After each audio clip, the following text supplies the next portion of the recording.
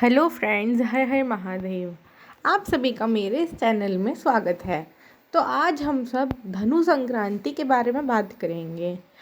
आज मैं आप सबको बताऊंगी कि धनु संक्रांति कब, क्यों, किस लिए मनाई जाती है, इसका क्या महत्व है, हमें इसमें क्या करना चाहिए और क्या नहीं करना चाहिए, और अगर इसके पीछे कोई कथा है तो वो भी जान लेंगे। तो सूर्य के एक राशि से दूसरी राशि में जाने को संक्रांति कहते हैं। वर्ष में 12 संक्रांतियाँ होती है। धनु संक्रांति पौष माह में होती है। इस वर्ष 16 दिसंबर 2022 को धनु संक्रांति मनाई जाएगी। इस दिन शुक्रवार है। धनु संक्रांति में खर मास प्रारंभ हो जाता है। तो आइए इसका महत्व जान लेते हैं। इस संक्रांति से हेमंत ऋतु शुरू हो जाती है। कहा जाता है कि धनु राशि में सूर्य के आ जाने से मौसम में परिवर्तन हो जाता है। देश के कुछ हिस्सों में बारिश पड़ती है, ठंड बढ़ जाती है। इस दिन के बारे में ऐसी मान्यता है कि यह दिन बेहद ही पवित्र होता है। ऐसे में जो कोई इंसान इस दिन विधिवत पूजा करते हैं, उनके जीवन के सभी कष्ट दूर हो जाते हैं, उनकी सभी मनोकामनाएं पूरी होती हैं। सूर्य का बृहस्पति की राशि में प्रवेश को ठीक नहीं माना जाता, क्योंकि बृहस्पति में सूर्य कमजोर स्थिति में रहते हैं। वर्ष में 2 बार सूर्य बृहस्पति की राशि में प्रवेश करता है, पहला धनु में और दूसरा मीन में। सूर्य की धनु संक्रांति के कारण मल मास होता है, जिसे खर मास भी कहते हैं। धनु या मीन में प्रवेश जब होता है तो इन दोनों माह में मांगलिक कार्य बंद कर दिए जाते हैं। तो आइए जानते हैं कि हमें इस माह में क्या करना चाहिए।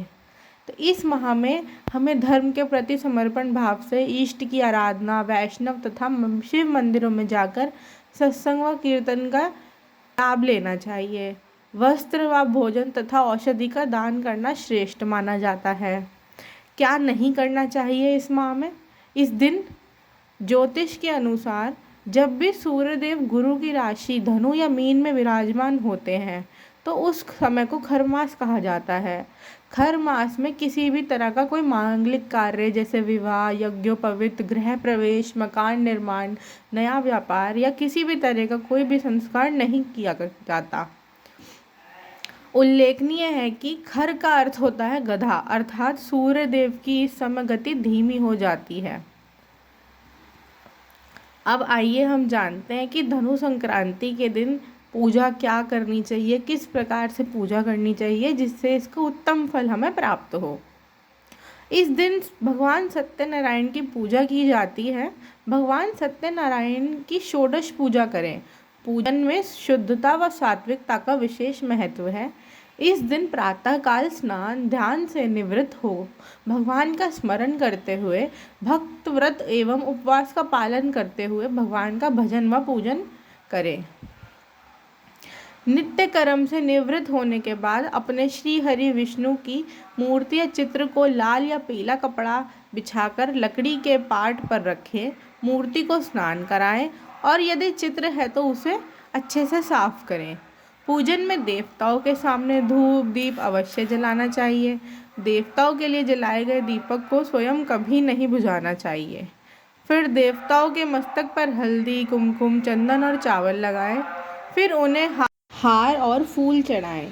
फिर उनकी आरती उतारें। पूजन में अनामिका उंगली छोटी उंगली के पास वाली यानी रिंग फिंगर से गंध, चंदन, कुमकुम, अबीर, गुलाल, हल्दी, मेहंदी लगानी चाहिए। पूजा करने के बाद प्रसाद चढ़ाएं। ध्यान रखें कि नमक, मिर्च और तेल का प्रयोग नैवेद्य में नहीं किया जाता। प्रत्येक पकवान पर तुलसी का एक पत्ता रखा जाता है।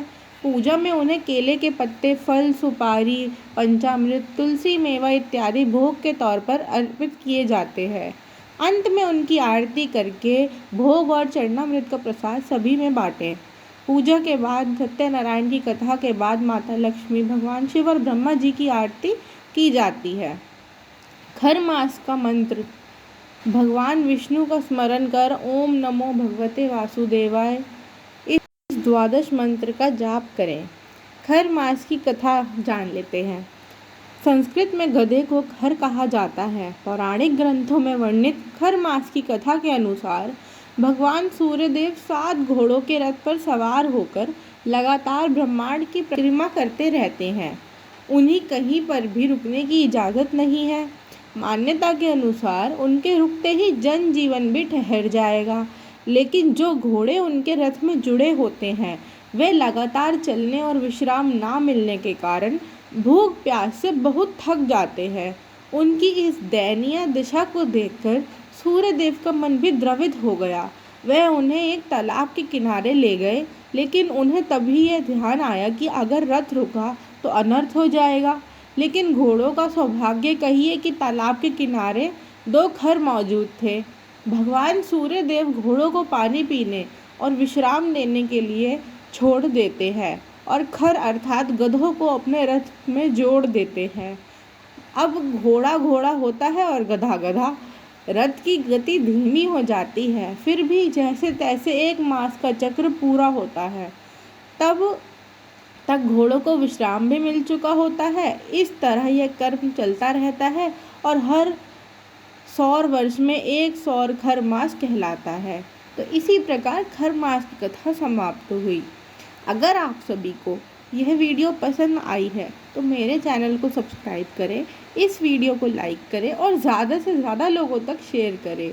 और अगर आपको और किसी विषय पर, किसी व्रत त्योहार पे इत्यादि किसी पे भी और वीडियो चाहिए तो आप मुझे कमेंट सेक्शन में कमेंट करके बताइए, मैं ज़रूर उस पर वीडियो बनाऊंगी। Thank you for watching.